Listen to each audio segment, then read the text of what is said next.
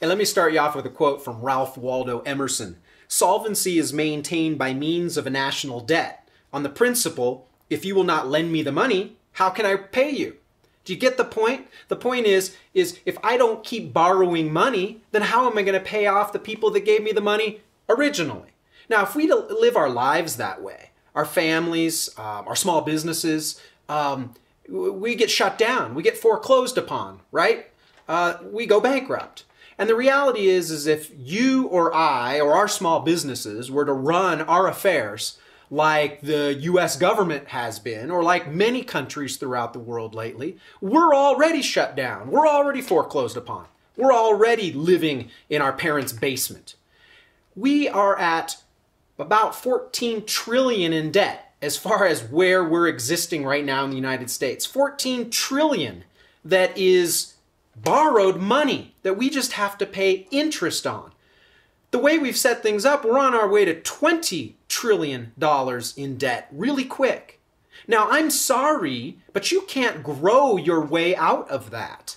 You see, we were at a place only 10 years ago where we're paying about 8% of the national budget to interest.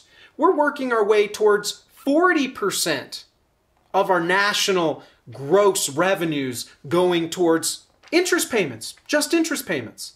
Now, if I'm running a business and I have a great idea, I go out and I borrow money to fund that idea today so that I can realize the revenues over time. I need money to implement that idea. And if I was going to pay 8% of my revenues against that debt, that's okay. Because the idea is so good, I can maybe generate 20, 25% growth.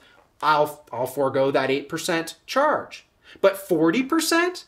Would anybody in a business have a 40% interest obligation? Would we ever leverage our own lives that much? We see in the last year, 2 years, a lot of us have had to come to this really tough realization. We've had to downsize. We've had to take a hit on our overextended house. We've had to shut down a small business and move on to the next thing, get a job paying a little bit less.